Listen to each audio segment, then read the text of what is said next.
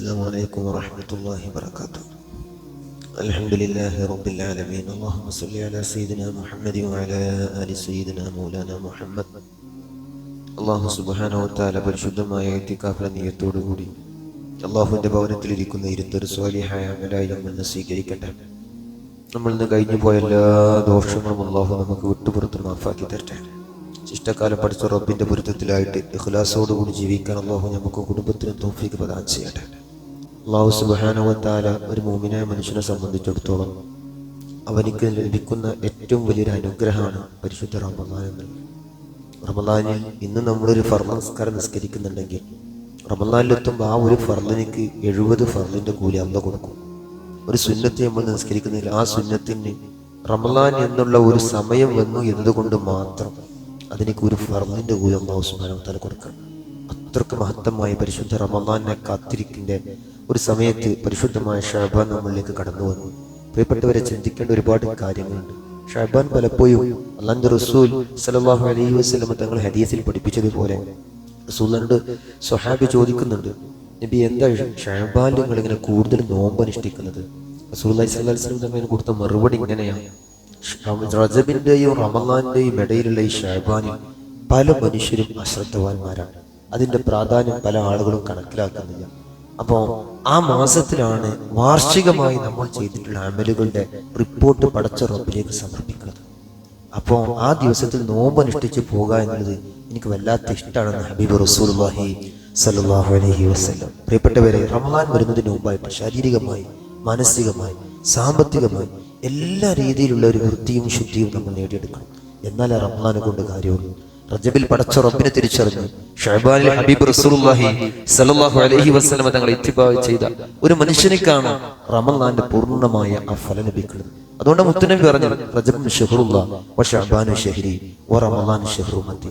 പടച്ച റബ്ബിന്റെ മാസത്തിൽ അല്ലാഹുവിനെ തിരിച്ചറിഞ്ഞ് ഷഅബാൻ വന്നപ്പോൾ ഹബീബിന്റെ ഇത്തിബാ മനസ്സിലാക്കി പൂർണ്ണമായ ഒരു വിശ്വാസിയായ ഒരാൾക്ക് മാത്രമേ നമ്മൾ നേരത്തെ പറഞ്ഞ റമദാന്റെ പൂർണ്ണമായ കൂലി ലഭ്യമാക്കാൻ സാധിക്കുള്ളൂ. അത്തരത്തിൽ പോകണമെന്നുണ്ടെങ്കിൽ മനസ്സൊക്കെ ഒന്ന് റെഡിയാക്കാം. എത്രയോ തെറ്റിലൂടെ ഇങ്ങനെ പോകുന്ന ആളുകളാവുമ്പോൾ ഷഅബാൻ വന്നിട്ടുണ്ട്, ഹൃദയം തൗബ ചെയ്ത് റബ്ബിലേക്ക് മടങ്ങുക. ഞാൻ ദീർഘിപ്പിക്കില്ല. ആരോടെങ്കിലൊക്കെ തെറ്റി നിൽക്കുകയോ ഉണ്ടാതിരിക്കുകയോ ഒരു സുഖമില്ലാത്തതൊക്കെ ഉണ്ടെങ്കിൽ അവരോടൊക്കെ ഒന്ന് പറഞ്ഞു പൊരുത്തപ്പിടിച്ച് നല്ലൊരു മാസമാകുന്നു.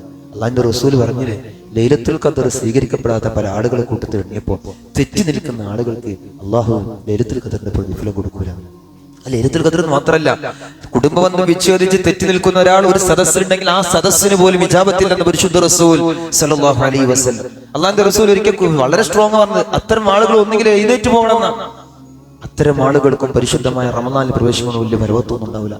ലഹരിയുമായി ബന്ധപ്പെട്ട ഒരാളുകളുണ്ടെങ്കിൽ, കള്ളുമായി ബന്ധപ്പെട്ട ഒരാളുണ്ടെങ്കിൽ അയാൾക്ക് റമദാനെ കൊണ്ട് വലിയ കാര്യമൊന്നുമില്ല. ഷഅബാന തിരിച്ചറിയണം പ്രിയപ്പെട്ടവരെ.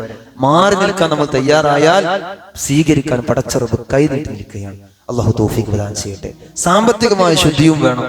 1 രൂപക്ക് വേണ്ടി 2 രൂപക്ക് വേണ്ടി എന്തൊക്കെ ലാഭം കിട്ടാൻ വേണ്ടി കച്ചവടത്തിൽ സത്യവും പൊള്ളും അല്ലാത്തതും എങ്ങനെങ്കിലും 2 രൂപ ഉണ്ടാക്കണമെന്ന് മാത്രമാണ് നമ്മൾ നിശ്ചയിച്ച് എന്തൊക്കെ നേടിയെടുത്തിട്ടുണ്ടെങ്കിൽ അതുകൊണ്ടൊന്നും ഒന്നും ആവൂല പ്രിയപ്പെട്ടവരെ. തീർച്ചയായിട്ടും മാപ്പരിക്കണം. തന്റെ സഹോദരനുമായി ബന്ധപ്പെട്ട എന്തെങ്കിലും ഇടപാടുകൾ ഉണ്ടെങ്കിൽ പടച്ച റബ്ബിന്റെ അടുക്കലേക്ക് അതിന് സ്വീകാര്യതയില്ല, അവന്റെ അമലിലേക്ക് കബൂലിയത്തില്ല. അവനെ കൊണ്ട് തന്നെ പറഞ്ഞ് പൊരുത്തപിടിപ്പിക്കാത്ത കാലത്തോളം അള്ളാന്റെ അടുക്കൽ ഒരു കബൂലിയത്ത് അവർക്ക് ഉണ്ടാവില്ല.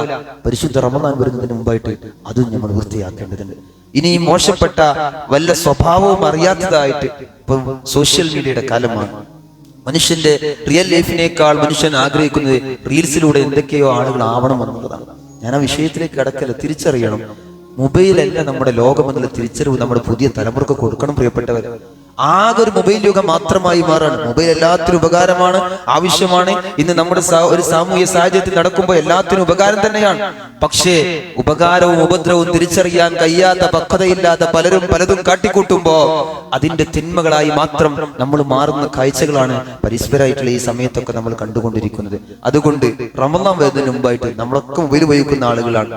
ഒരു നിയന്ത്രണം സ്വമേധയാ നമ്മളൊക്കെ വരുത്തി വെക്കണം. അതിന്റെ ഉപയോഗത്തിൽ, അതിന്റെ ഒരു യൂസിങ്ങിന്റെ ടൈമിൽ നമ്മളൊക്കെ കൃത്യമായി പാലിക്കാതെ റമദാനിൽ പോകുമ്പോൾ അറിയുമോ, റമദാന്റെ നോമ്പിന്റെ പൂർണ്ണമായ പ്രതിഫലം ലഭിക്കണമെങ്കിൽ അനുവദനീയമായ സുഖങ്ങൾ പോലും മാറ്റി നിർത്തണം എന്നാണ്. അനുവദനീയമായ സുഖങ്ങൾ പോലും മാറ്റി നിർത്തുമ്പോഴേ നോമ്പിന്റെ പൂർണ്ണമായ കൂലി ലഭിക്കുള്ളൂ. ഒരു പാട്ട് കേൾക്കൽ ഒരാൾക്ക് ആനന്ദാണെങ്കിൽ ജായിസായിരിക്കും. മ്യൂസിക്കുകളൊന്നും ഇല്ലാത്ത നല്ലൊരു പാട്ട് കേൾക്കൽ അനുവദനീയാണെങ്കിലും അത് ചിലപ്പോ ആനന്ദത്തിന് വേണ്ടി റമളാൻ നോമ്പ് വെച്ച പാട്ട് കേട്ടാൽ നോമ്പിന്റെ കൂലി അത് ബാധിക്കുന്ന ഫുഖാക്കൾ നമ്മെ പഠിപ്പിക്കണം. എന്തുകൊണ്ട്? അനുവദനീയമായിട്ടുള്ള സുഖങ്ങൾ പോലും ത്യജിക്കണം.